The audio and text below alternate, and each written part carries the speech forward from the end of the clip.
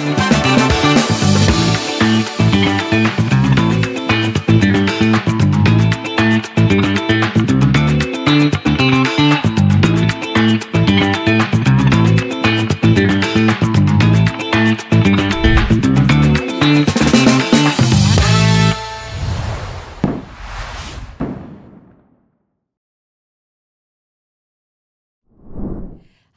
selamat datang sahabat pembangunan. Kita kembali berjumpa di acara Pusbinchat. Nah, kita kembali dengan serial Pusbinchat yang akan membuka wawasan Bapak dan Ibu sekalian. Pusbinchat merupakan sebuah platform dua arah untuk membahas isu pembangunan nasional dan juga tugas dan fungsi di Kementerian PPN Bappenas yang nantinya akan dipublikasikan melalui kanal media sosial Pusbindiklatren.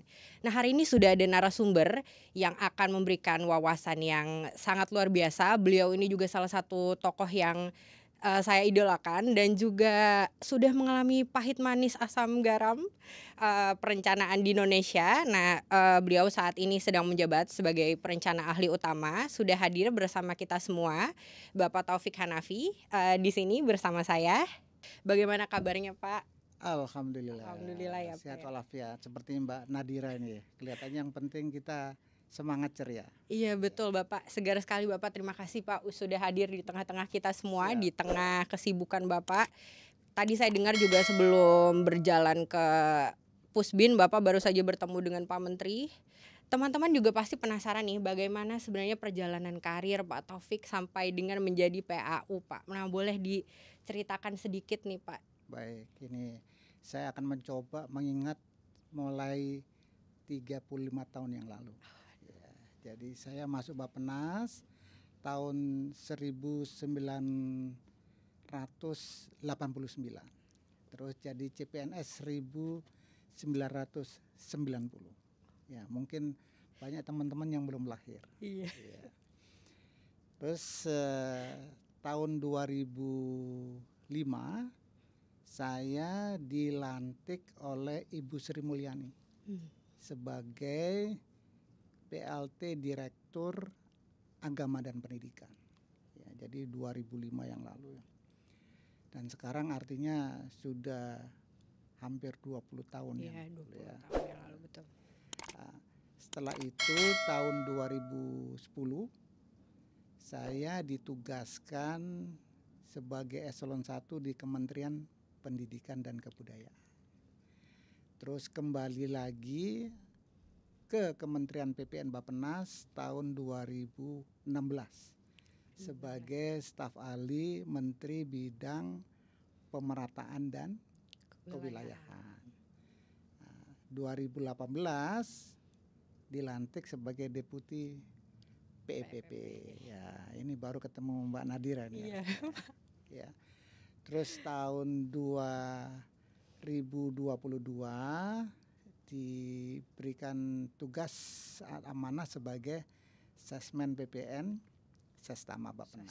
Tentu selama perjalanan lebih dari 3 dekade ini banyak sekali pengalaman-pengalaman penting yang tentu bagi teman-teman seangkatan saya banyak sekali pengalaman karena waktu itu kita dihadapkan pada pekerjaan-pekerjaan dengan berbagai fasilitas yang sangat terbatas. Ya. Kalau sekarang teman-teman mencari informasi lebih mudah, cepat dan datanya jauh lebih lengkap dan akurat. Kalau dulu memang semuanya masih serba manual. Ya. Jadi itu tidak menyurutkan semangat kerja kami waktu masuk ke Bappenas. Bahkan itu memberikan semangat bagi kita semua untuk terus bekerja keras menyajikan informasi seakurat mungkin bagi pimpinan sebagai dasar pengambilan suatu kebijakan. Ya.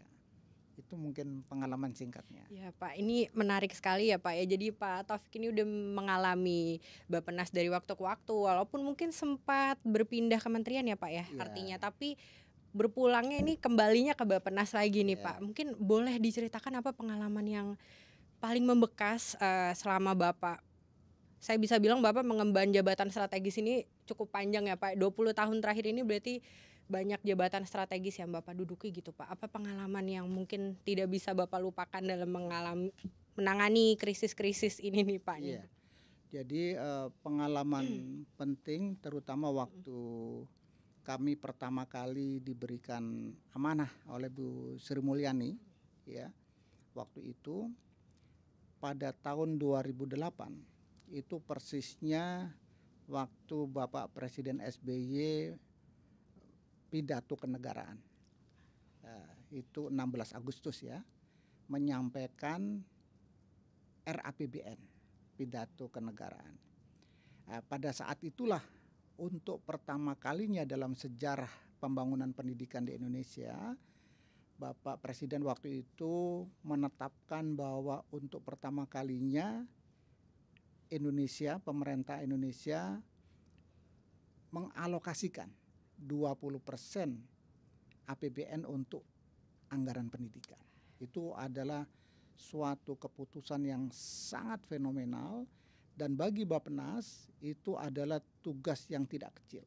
Karena apa? Bappenas waktu itu bertugas bagaimana memastikan alokasi dana anggaran pendidikan itu sebaik-baiknya.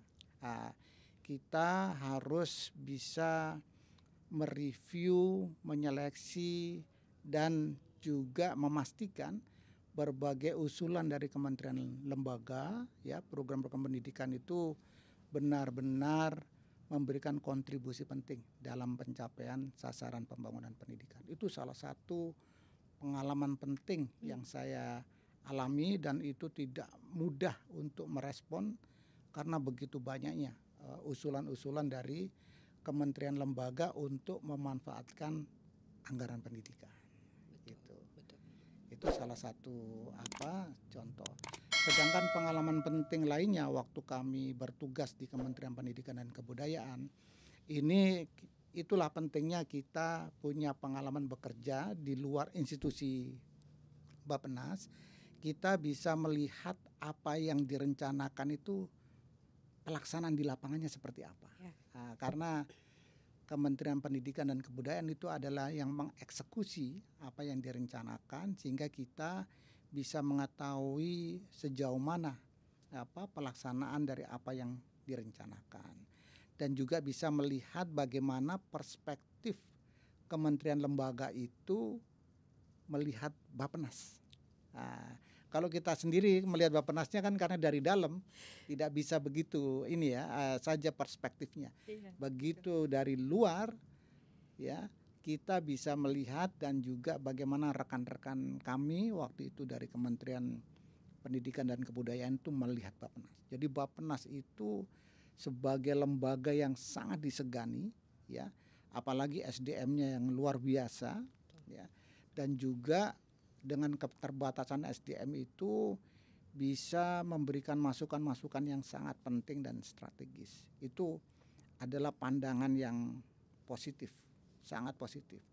Pada saat yang sama kita juga mendapatkan banyak masukan, terutama kalau yang direncanakan seperti itu pelaksanaan di lapangannya seperti apa. Itulah ya hal-hal yang tentu kalau kita di Bappenas tidak bisa melihat lebih leluasa, karena kita berada di luar. Kita bisa melihat bagaimana orang lain itu melihat institusi kita, terutama dalam menjalankan tugas dan fungsinya. Gitu. Betul, ya Pak Taufik, ini menarik juga nih Pak. Tahun ini Bappenas juga mengemban tugas yang cukup berat ya Pak, bukan cukup tapi memang menjadi sangat signifikan, karena kita juga menjadi salah satu kementerian yang berada langsung di bawah Bapak Presiden ya Pak ya. Dan kita sedang dalam tahun perencanaan. Kita baru saja kemarin UU RPJPN baru saja ditetapkan, tapi saat ini kita juga sedang melakukan finalisasi terhadap rencana pembangunan jangka menengah dan juga rencana kerja pemerintah yang bersifat tahunan Pak. Nah ini juga kemarin di media-media muncul arahan Bapak Presiden Prabowo bahwa kita perlu untuk menekankan pentingnya kontribusi yang signifikan, kemudian terukur dan sinergis nih Pak.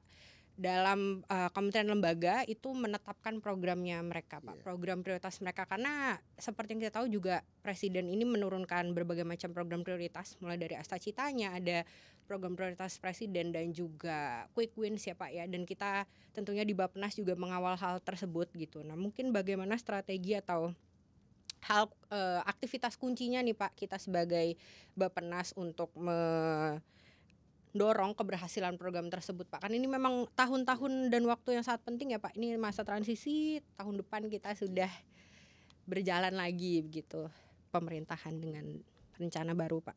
Saya kira itu pertanyaan yang sangat penting dan mendasar ya.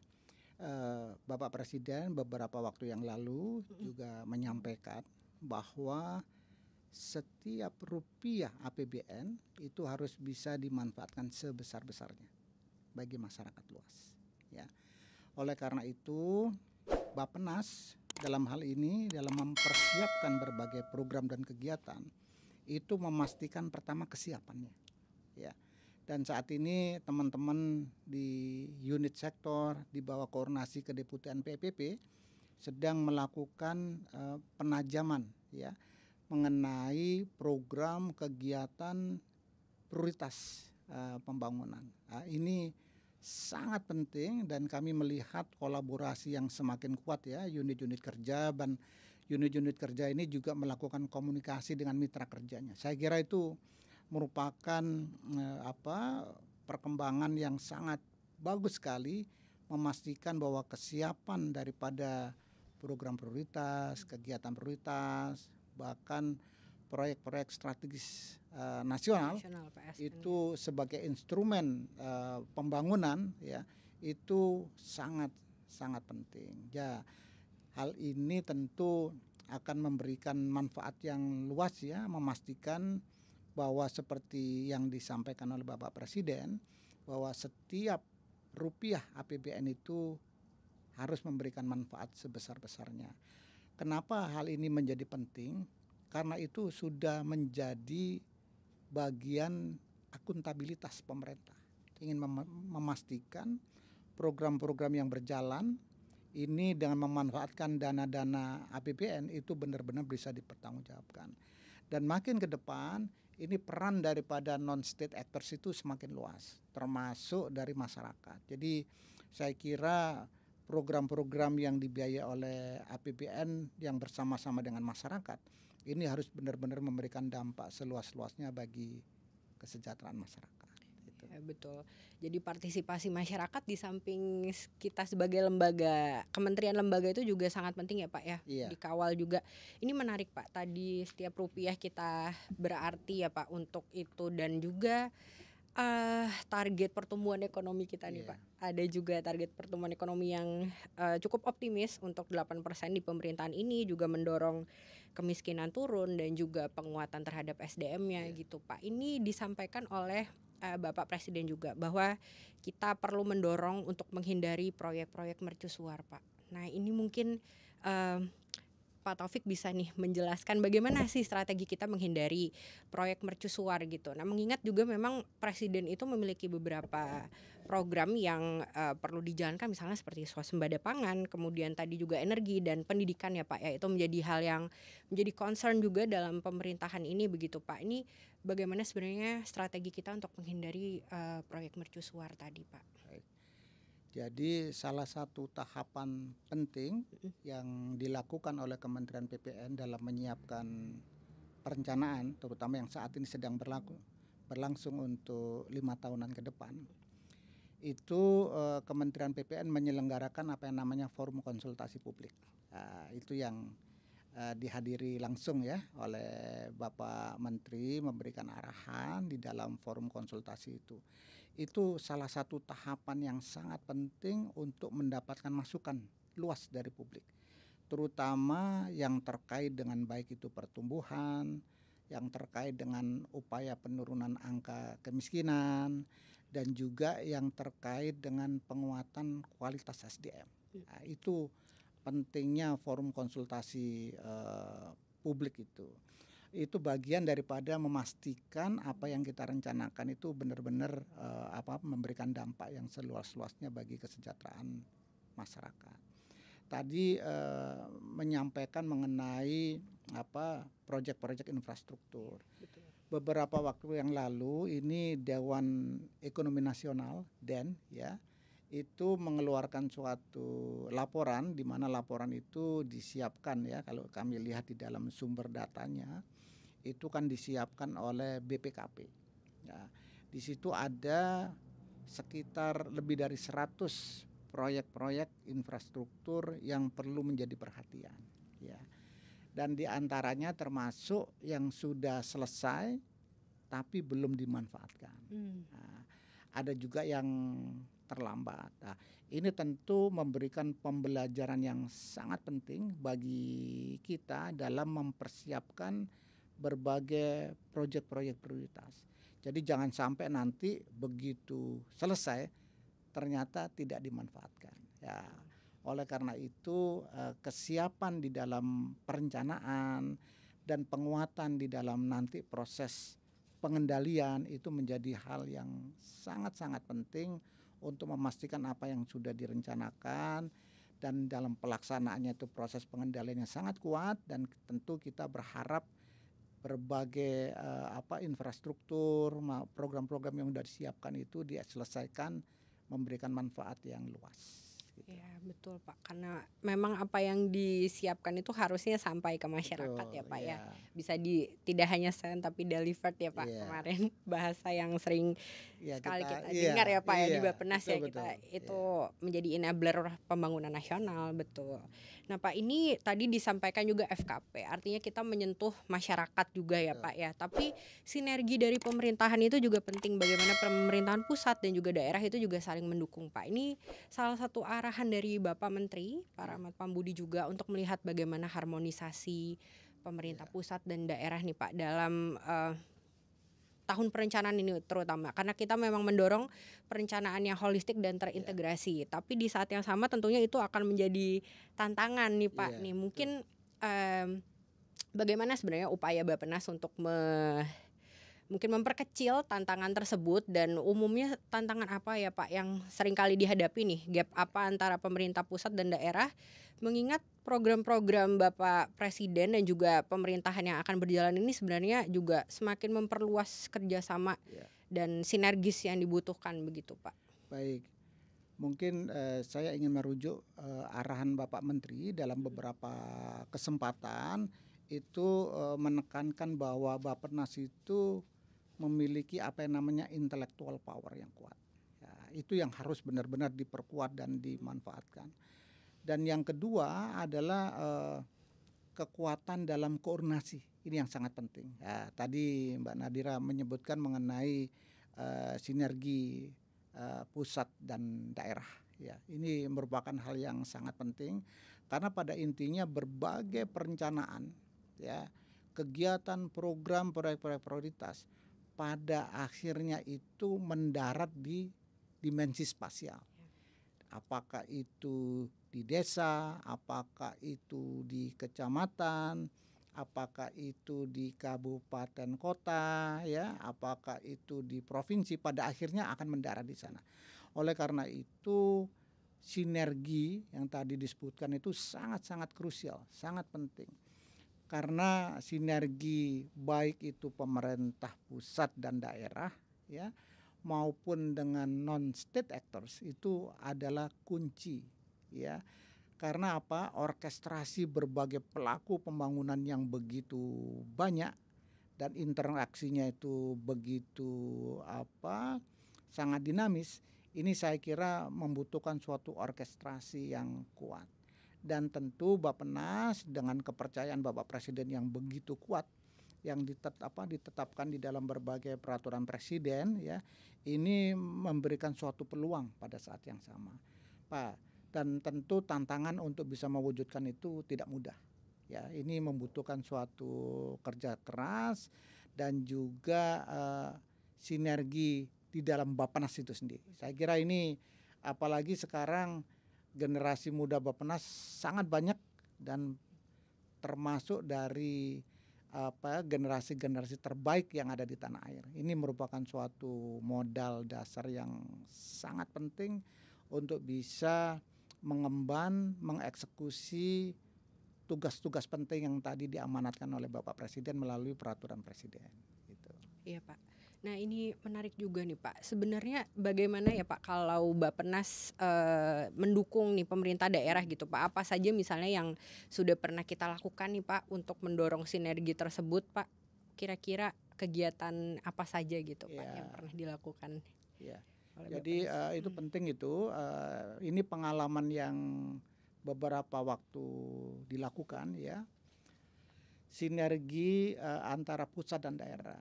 Pada saat penyusunan RPJPN ini kita juga melakukan sinergi ya, dan teman-teman perencana ahli utama bersama seluruh jajaran Kementerian PPN Bappenas melakukan tugas penyelarasan.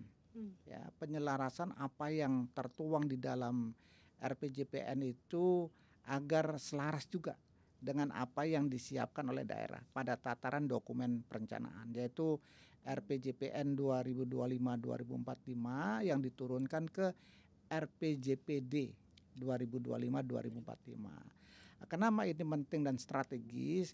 Karena ini untuk pertama kalinya dalam sejarah bangsa kita itu kepala daerah itu dipilih secara serentak. Ini adalah momen yang sangat penting. Kalau sebelumnya itu yang namanya RPJPD daerah itu beda-beda periodenya. Betul. Demikian juga RPJMD-nya beda-beda. Sekarang RPJPD dan RPJMD itu sekarang periodisasinya sama persis dengan periode di tingkat nasional. Ini merupakan contoh di mana sinergi pada tataran perencanaan. Ya. Dan yang berikutnya untuk mendukung sinergi, Kementerian PPN tentu melalui Pusbindiklatren ini ya, melakukan berbagai pelatihan-pelatihan ya, bagi staf di daerah. Karena apa? Bagaimanapun juga penguatan kapasitas itu tidak bisa berhenti ya, berhenti di tingkat nasional, tapi bagaimana di tingkat daerah. Dan tentu Pusbindiklatren ini mempunyai suatu kontribusi yang sangat penting dan strategis ya, terutama dalam Bappenas menjalankan peran dan fungsinya, yaitu untuk melakukan koordinasi. Sebagai contoh ini melalui Pusbin kita memiliki suatu jaringan networking kerjasama yang sangat luas dengan berbagai perguruan tinggi di daerah. Ya, jadi ini yang tentu bagi kementerian lain belum tentu dimiliki itu networking yang luas. Demikian juga networking dengan perguruan tinggi luar negeri, ya, baik itu di Jepang, Amerika, Australia, itu saat ini terus dilakukan oleh Pusbindiklatren. Ya, ini sebagai upaya untuk memperluas jaringan karena berbagai ilmu, pengetahuan, pengalaman itu bisa berasal dari mana saja. Nah, itulah pentingnya kita terus memperluas networking itu untuk terus memperkuat intellectual power kita. Ya, betul. Ini menarik ya Pak, intellectual power Pak. Nah ini mungkin nanti di sesi berikutnya kita akan bahas soal SDM ya Pak ya. Tadi di awal kita sudah banyak membahas terkait perencanaan, bagaimana perencanaan itu bersifat holistik. Kita biasanya kalau di Bappenas ini THIS ya Pak, DIS ya Pak, tematik, holistik, integrasi dan spasial gitu ya Pak. Nah ini mungkin ya Pak, dari sisi perencanaan sekarang Bappenas juga mengawal dengan sangat baik. Saya sangat setuju dengan Pak Taufik tadi terkait mendukung sekali nih cascading atau penjenjangan kinerja itu secara masif, artinya pemerintah daerah dan juga pusat ini secara rencana pembangunan itu sudah mulai sinkron begitu Pak. Kita akan masuk kepada tahapan bagaimana Bappenas mengawal pelaksanaannya Pak. Nah ini juga salah satu hal yang seringkali menjadi pembahasan begitu Pak. Saat ini tuh kita mengenal istilah seperti pemantauan, evaluasi, dan juga pengendalian. Atau mungkin kalau orang-orang mengenal lebih kepada istilah MONEF. Nah Bappenas juga memiliki fungsi itu. Namun kita sekarang seringkali memfokuskannya pada pengendalian ya Pak dan evaluasi gitu. Ini juga selain pengendalian pada saat penyusunan, kita juga mengawal pengendalian saat pelaksanaan. Nah, salah satu upaya atau hal yang dilakukan Bappenas dalam melakukan pengendalian di atas program atau kegiatan prioritas presiden itu kira-kira seperti apa, Pak? Karena sepertinya kita juga semakin memanfaatkan intellectual power kita yang tadi Pak Taufik mention, kita juga semakin memperkuat itu, dan Bapak pernah menduduki jabatan sebagai deputi PEPP juga gitu. Mungkin kami membutuhkan insight gitu, seperti apa sebenarnya perkembangan Monefdal di Indonesia dan Bappenas sih khususnya, Pak. Ini karena pertanyaannya berat, saya harus minum dulu ini. Oh, siapa?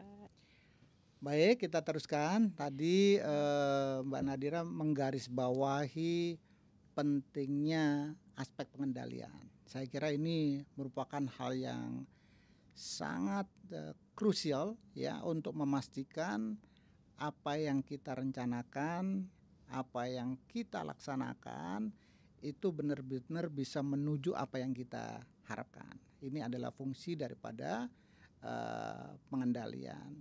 Saat ini tentu Bappenas memiliki infrastruktur yang semakin baik. Pertama adalah e-monitoring dan evaluasi yang dikenal sebagai IMONEF ya. Bahkan sekarang IMONEF itu sudah dikukuhkan sebagai aplikasi umum ya, dalam kerangka SPBE. IMONEF ini sudah dikukuhkan sebagai aplikasi umum oleh Kementerian PAN RB ya. Ini merupakan suatu modal kesempatan yang sangat baik. Terus yang kedua itu adalah dukungan Satu Data Indonesia yang sekarang juga semakin kuat ya. Ini adalah infrastruktur yang tentu tidak banyak dimiliki ya oleh kementerian lembaga lain. Apalagi dalam Satu Data itu kita tidak terbatas data-data yang sifatnya statistik, tapi juga ada data-data yang terkait dengan data geospasial, sehingga kita bisa mengidentifikasi lokasi-lokasi ya di mana suatu kegiatan, proyek ya maupun program-program pembangunan itu dilaksanakan. Jadi di sini merupakan infrastruktur yang sangat penting. Pengendalian ini outputnya itu nanti bisa berupa apakah suatu kegiatan prioritas, apakah suatu program prioritas, apakah itu proyek-proyek prioritas. Itu di dalam perjalanannya setelah kita lakukan pemantauan, kita lakukan pengendalian, apakah dilakukan adjustment. Apakah itu misalkan dilakukan restrukturisasi terhadap struktur kegiatannya, karena dalam prakteknya setelah kita melihat dengan periode waktu kok masih terjadi deviasi ya antara yang direncanakan dengan yang realisasi. Apakah program itu juga sesuai yang direncanakan, atau bahkan setelah dilakukan berbagai intervensi yang sangat penting tapi tidak mengalami kemajuan yang signifikan, itu tidak menutup kemungkinan bahwa kegiatan maupun proyek strategi proyek-proyek tadi itu bisa diberhentikan. Ya, ini tentu keputusan-keputusan yang tidak mudah ya. Perlu adanya dukungan informasi infrastruktur yang handal ya untuk bisa memastikan bagaimana pengendalian itu dilakukan. Ini yang biasanya pemahamannya tidak utuh oleh banyak pihak, bahwa fungsi pemantauan itu tidak hanya melekat di kedeputian PEPP, tapi itu juga melekat di unit-unit sektor dan juga melekat di kementerian lembaga, bahkan di pemerintah daerah. Karena setiap unit kerja, baik itu kementerian lembaga, pemerintahan daerah, mereka punya tugas dan fungsi melakukan monitoring dan evaluasi.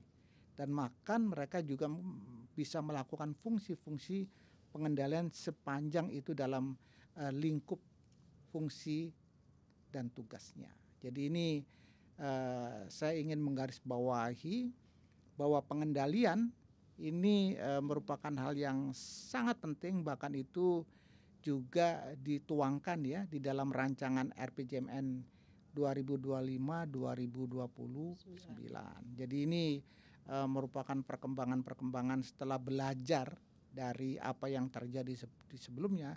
Kita ke depan akan terus memperkuat aspek pengendalian ini. Ya betul Pak. Ya ini kerangka pengendalian betul. Ini juga kembali mengingatkan saya nih dari Pak Taufik, betul sekali bahwa pengendalian itu memang seperti tadi sinergi pusat dan daerah, ini pelakunya juga ternyata meluas ya. Tidak hanya Bappenas yang bertanggung jawab atas hal itu, tapi juga kementerian lembaga, kemudian bahkan sektor di Bappenas sendiri ya Pak, kedeputian lain di Bappenas, direktorat lain di Bappenas begitu, dan juga pemerintah daerah nantinya. Ini memang kita menghasilkan sebuah tindakan korektif ya Pak. Ini tadi juga menarik sampai dengan memberhentikan proyek yang tidak berjalan. Berarti pengendalian menjadi sebuah langkah untuk menghindari proyek mercusuar juga itu Pak, tadi yang diharapkan oleh Bapak Presiden ya. Kemudian selain pengendalian juga evaluasi Pak. Ini dari sisi evaluasi, sebenarnya kalau dari Pak Taufik sendiri memandang sejauh apa efektivitas evaluasi itu telah berjalan Pak? Karena seperti yang kita ketahui, evaluasi ini menjadi input baik untuk yang ongoing berjalan, artinya juga dia berjalan atau beriringan dengan pengendalian, kemudian nanti diekspos, itu gunanya juga sebagai bahan masukan terhadap perencanaan. Nah dari sisi Pak Taufik, apakah memang evaluasi sudah dimanfaatkan dengan baik nih Pak untuk mengawal? Saya kira itu bagus itu. Evaluasi itu sejauh mana dimanfaatkan. Jadi selama ini kita di tiap tahunan menyusun rencana kerja pemerintah, itu evaluasi RKP sebelumnya ya, itu kinerjanya digunakan sebagai basis penyusunan rencana kerja pemerintah ke depan, baik itu sebagai input merumuskan tema ya, ini juga sebagai input menyusun program kegiatan dan terutama dalam menetapkan berbagai sasaran-sasaran pembangunan. Ini hasil evaluasi. Jadi kita melihat ya berbagai dokumen yang dihasilkan oleh Bappenas yang dikoordinasikan oleh Kedeputian PPP. Kita menyiapkan hampir setiap tahunan ya, itu evaluasi rencana kerja pemerintah. Itu sebagai basis input yang sangat penting. Bahkan kita juga menyiapkan evaluasi yang 5 tahunan. Ya, ini sebagai dasar ya, sekarang di dalam penyusunan RPJMN 2025-2029 kita juga menggunakan hasil evaluasi RPJMN 2019-2024. Nah, itu sebagai contoh. Bahkan dalam perspektif jangka panjang, Bappenas juga menyiapkan evaluasi RPJPN ya 2005-2025 sebagai dasar dalam menyusun RPJPN 2025-2045. Jadi tentu di sini peran daripada evaluasi adalah sangat-sangat penting sekali, dan ini menjadi input di dalam penyusunan rencana pembangunan di periode berikutnya. Ya. Betul Pak, ini setelah kita kulik kembali tugas Bappenas ini yang diemban sangat ini ya Pak, kompleks sebenarnya yang kita bisa bilang. Nah dalam mencapai itu semua gitu Pak, tentunya membutuhkan dukungan dari SDM Bappenas Pak. SDM Bappenas ini juga sebenarnya tadi seperti yang disampaikan Pak Taufik ya, yang mendukung itu sebenarnya tidak hanya SDM Bappenas tapi juga berbagai kementerian lembaga, daerah, intinya seluruh stakeholder pembangunan begitu. Tapi untuk Bappenas sendiri Pak, sebenarnya bagaimana upaya penguatan SDM kita di Bappenas? Kayak tadi juga Pak Taufik sudah sampaikan, generasi mudanya juga sekarang bahkan senior-seniornya pun saya bisa bilang turun gunung nih Pak, PAU-nya pun turun gunung untuk memastikan perencanaan ini. Jadi kita bisa bersikap optimis sebenarnya untuk melihat bagaimana Indonesia ke depan, karena kita sudah mulai mengintegrasikan hasil-hasil pengendalian dan juga evaluasi begitu Pak. Tapi yang mungkin kita perlu garis bawahi juga bagaimana penguatan SDM-nya, terutama untuk di Bappenas begitu. Karena tadi Pak Taufik juga sempat mention ada beberapa program yang juga dilaksanakan oleh Pusbin atau Bappenas in general begitu Pak.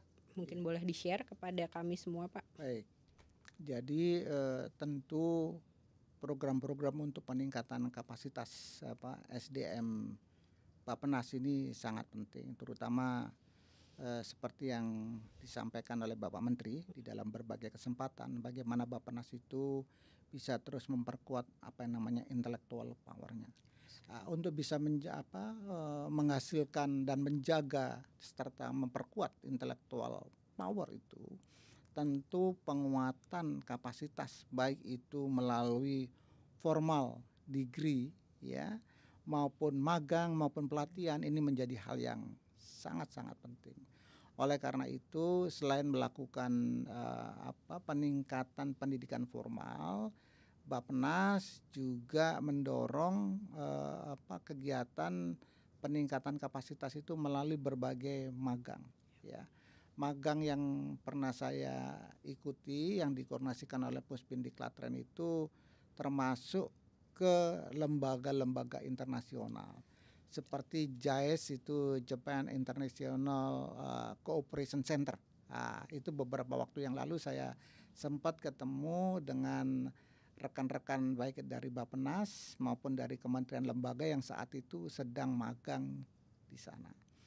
Dan yang kedua selain di pusat-pusat kerjasama internasional seperti di Jepang, kita juga melakukan kerjasama dengan pemerintah daerah di luar negeri, yaitu Yokohama. Ya, karena di sana banyak sekali inovasi-inovasi yang sangat relevan dengan pembangunan perkotaan di Indonesia. Dan kita juga terus melakukan kerjasama dengan lembaga-lembaga pendidikan tinggi, di mana teman-teman itu bisa melakukan magang di lembaga-lembaga penelitian di perguruan tinggi.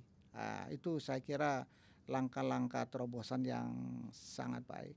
Dan proses-proses magang ini tidak hanya terbatas di luar negeri, tapi di dalam negeri pun kita juga lakukan. Jadi selain pelatihan-pelatihan, selain juga pendidikan yang formal, magang menjadi kesempatan yang sangat baik karena teman-teman akan mendapatkan pengalaman langsung di lapangan. Oleh karena itu ini nanti juga ada kaitannya bagaimana kita bisa terus mengelola pengalaman-pengalaman baik ya, pengetahuan-pengetahuan baik dari suatu organisasi ini perlu terus dikelola dengan baik. Mungkin ada yang namanya dikenal sebagai knowledge management. Bagaimana kita berbagi knowledge itu merupakan kesempatan yang sangat penting.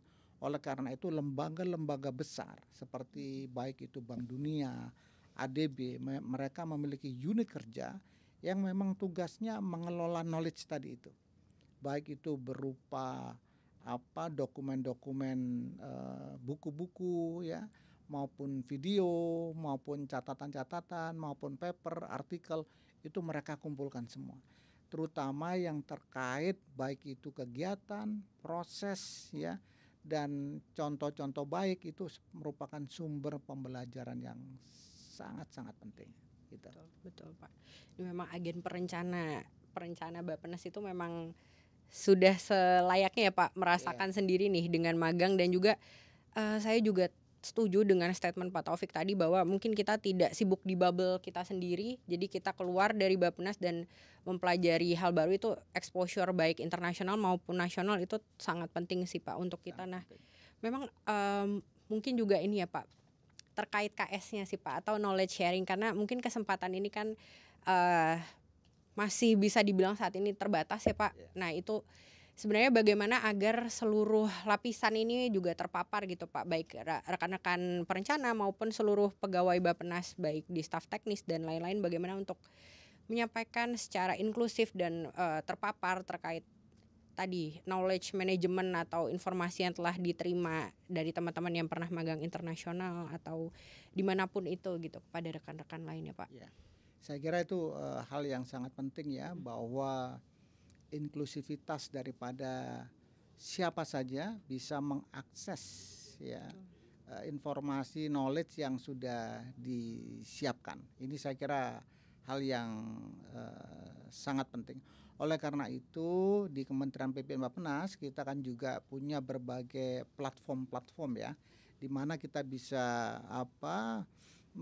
menaruh, menyimpan berbagai bentuk pengalaman, informasi-informasi penting itu yang bisa diakses langsung ya oleh siapa saja. Jadi ini tidak ada hambatan, siapa saja bisa mengakses, siapa saja, kapan saja, dan di mana saja. Ya, itu bisa mengakses informasi-informasi penting sebagai bagian daripada knowledge sharing.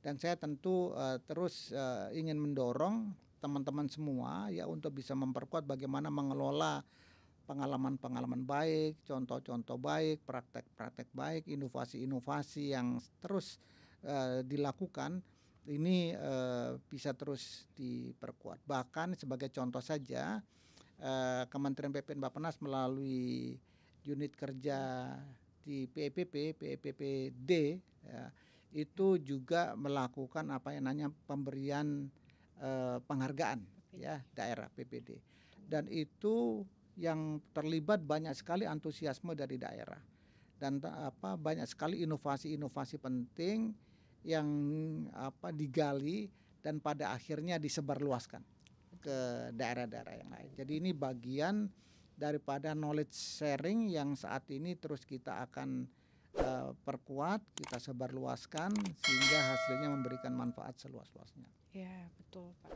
Ini memang menarik ya. Jadi sebenarnya sudah banyak upaya yang kita lakukan untuk mensinergikan baik dari perencanaan sampai dengan pelaksanaannya, dan juga kita mencoba sinergi seluruh stakeholder pembangunan begitu ya Pak. Nah ini mungkin yang terakhir Pak sebagai penutup. Ini saya terima kasih atas sharingnya karena ini akan sangat membuka banyak wawasan rekan-rekan semua Pak. Mungkin sebagai penutup nih Pak, apa pesan Pak Taufik bagi seluruh generasi muda yang tertarik dengan isu pembangunan dan akan menjadi agen dari pembangunan nasional Pak? Ya. Jadi tentu pembangunan itu tidak bisa hanya dikerjakan oleh satu institusi saja, bahkan oleh pemerintah saja tidak bisa, tapi harus bersama-sama dengan masyarakat luas. Jadi non-state actors itu merupakan pelaku yang sangat penting di dalam pembangunan. Oleh karena itu pemerintah Bappenas di dalam penyiapan berbagai dokumen perencanaan itu yang tertuang dalam rencana kerja itu adalah tidak hanya kegiatan-kegiatan yang dibiayai oleh APBN saja, tapi juga peran swasta juga dimasukkan di sana, termasuk peran BUMN. Ya, jadi itu sebagai contoh bahwa kegiatan pembangunan itu perlu melibatkan seluruh pihak. Ya, dan kita juga sudah punya contoh baik seperti dalam penyelenggaraan pelaksanaan SDGs. Ya, itu adalah contoh. Dan tentu generasi muda saat ini dan yang ke depan itu literasi digitalnya jauh lebih baik lagi. Jadi akses terhadap informasi itu jauh lebih luas ya, dan ketersediaan data dan informasi jauh lebih luas. Termasuk e-library yang dulu-dulu tidak mudah sekarang semuanya bisa dimanfaatkan dengan baik. Jadi tentu saya terus mendorong generasi muda untuk berpartisipasi, terus meningkatkan kompetensinya dan juga melakukan inovasi-inovasi dalam rangka mendukung pembangunan nasional. Barangkali itu sebagai ini. Terima kasih banyak Pak, betul sekali nih, memang sinergi pembangunan ini penting ya Pak. Tadi di luar pemerintah non-state actor ini sangat penting sih perannya. Saya bisa bilang itu mulai dari akademisi, NGO dan sebagainya, juga tadi donor dari luar negeri ya Pak, untuk mendukung juga nih pembangunan nasional kita begitu Pak. Baik, kita sudah sampai di penghujung acara. Ini merupakan podcast yang luar biasa ini, perbincangan kita dengan Pak Taufik tentunya membuka banyak wawasan baru dan ada banyak kesempatan untuk kita selalu mengawal pelaksanaan pembangunan nasional, dan terima kasih juga Pak Taufik sudah menyempatkan waktunya sekali lagi di tengah-tengah kesibukannya Bapak. Semoga Pak Taufik juga sehat selalu ya Pak ya. Amin, amin, amin. Baik, saya akan menutup nih Pusbinchat kali ini dengan sebuah pantun. Baik, ke pantai nan indah di pagi cerah, melihat nelayan menangkap ikan. Pembangunan nasional kian terarah karena Pusbinchat jadi andalan.